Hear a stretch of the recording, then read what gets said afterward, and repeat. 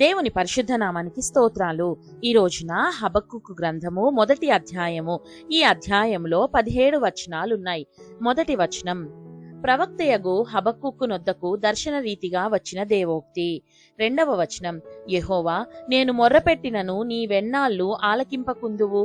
బలాత్కారము జరుగుచున్నదని నేను నీకు మొర్రపెట్టినను నీవు రక్షింపకయున్నావు.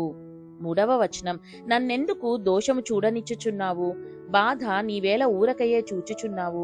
ఎక్కడ చూచినను నాశనమును బలాత్కారమును అగుపడుచున్నవి, జగడమును కలహమును రేగుచున్నవి.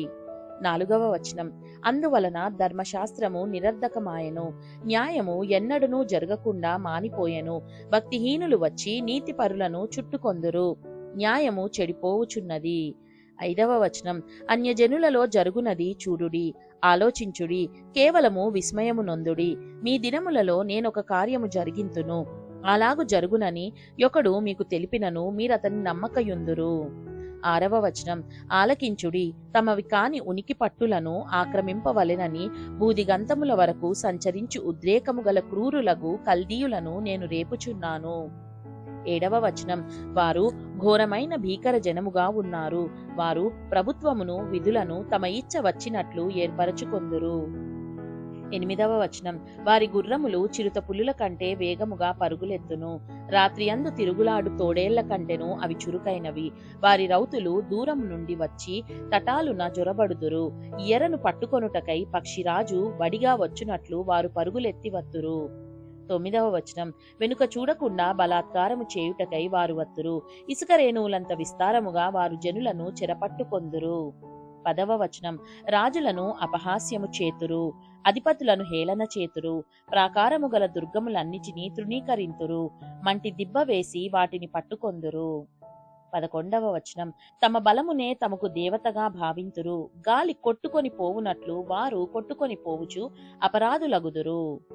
12వ వచనం, యెహోవా నా దేవా, నా పరిశుద్ధ దేవా, ఆది నుండి నీవున్నవాడవు కావా? మేము మరణము నొందము. యెహోవా, తీర్పు తీర్చుటకు నీవు వారిని నియమించియున్నావు. ఆశ్రయదుర్గమా, మమ్మును దండించుటకు వారిని పుట్టించితివి. 13వ వచనం, నీకును దృష్టి దుష్టత్వము చూడలేనంత నిష్కలంకమైనది గదా. బాధించువారు చేయు బాధను నీవు దృష్టింపజాలవు గదా. కపటులను నీవు చూచియు దుర్మార్గులు తమకంటే ఎక్కువ నీతిపరులను నాశనము చేయగా నీవు చూచియు ఎందుకు ఊరకున్నావు?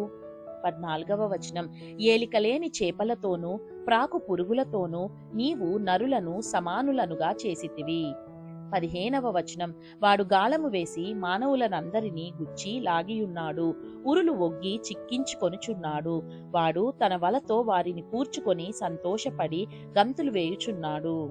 16వ వచనం, కావున వాళ్ళ వలన మంచి భాగమును పుష్టినిచ్చు భోజనమును తనకు కలుగుచున్నవని వాడు తన వలను బలులనర్పించుచున్నాడు, తన ఉరులకు ధూపము వేయుచున్నాడు.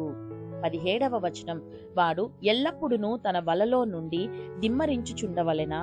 ఎప్పటికినీ మానకుండా వాడు జనములను హతము చేయుచుండవలెనా? దేవుడు చదవబడిన పరిశుద్ధ వాక్యాన్ని మనందరి వినికిడిలో దీవించి మనల్ని ఆశీర్వదించునుగాక. ఆమేన్.